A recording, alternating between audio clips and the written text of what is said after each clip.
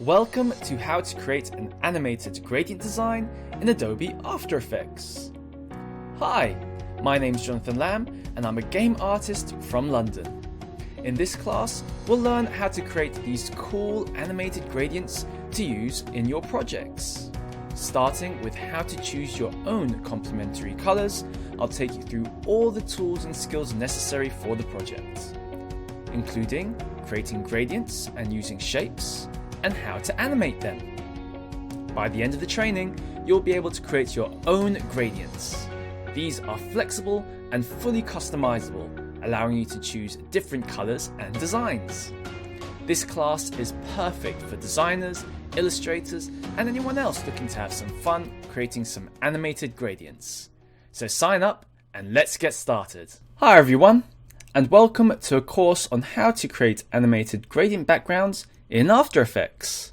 In this course, we'll learn step by step the basics of how to create this type of animation and all the necessary skills along the way. So for those of you who are just starting your After Effects journey, keep watching this video to learn the initial setup of the program and familiarize yourselves with the tools we'll be using throughout the course. If you're already an After Effects expert and would like to jump straight into the meat of the course, feel free to skip to the next video to get started on the animated gradient background. So let's get started by taking a look at how to load the workspace. To do this, go to Window, Workspace, and then select Standard. And this will hopefully make it so that you are seeing the same layout and options on screen as what I'm showing you in this video and throughout the other lessons. Otherwise, we can edit the way your workspace can look like. You'll also notice that there are some other workspace options available. So if we go back to Workspace, you'll see that we have things such as animation, color, effects, and so on. These will usually be named after the task that they're most suited to, but for now, we'll just stick to the standard layout, especially if you're just starting out, as this will have all the tools we need to use for the course. So now that we have our workspace loaded, let's go into a quick introduction of what we're looking at here. The workspace in After Effects is made up of panels and frames. So if we take a look at the tabs around the workspace here, such as Project, Effects Controls, Composition, and so on, we'll have these named tabs here. These are called panels. Each panel is placed within usually a rectangular space called a frame. So if you have a look over here, the Effects and Controls panel is inside this blue rectangular frame here.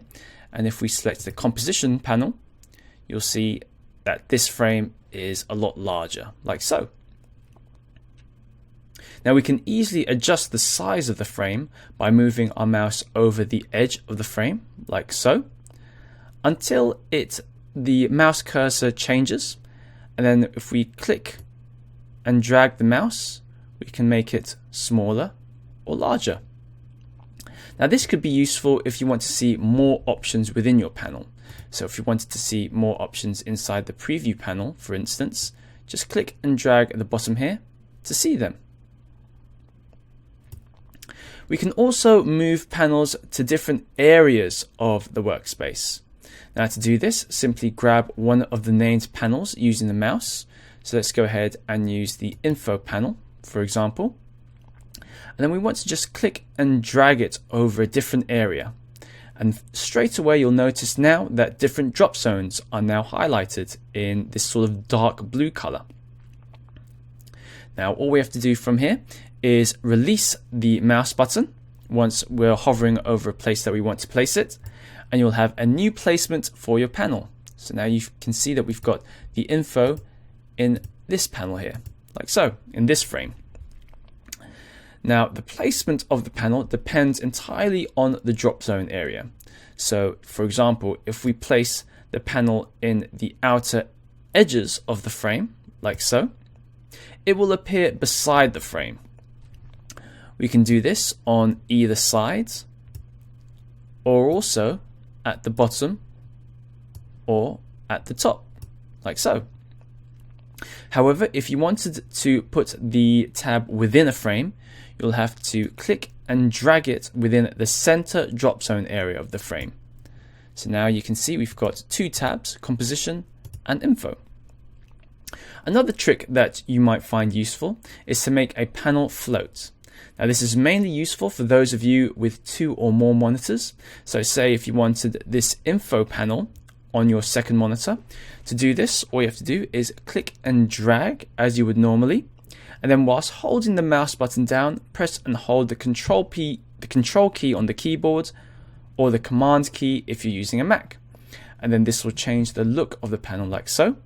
And then simply release the mouse and keyboard key to create your new floating panel. Excellent. Now to reset the workspace to what it was originally, let's go back to the workspace menu here and then select Reset Standard. And there you go. Alternatively, if you wanted to save your new workspace, all you have to do is go to Windows, Workspace, and then Save as New Workspace to save the workspace. Now in the standard layout, you'll mainly be focused on 4 different areas.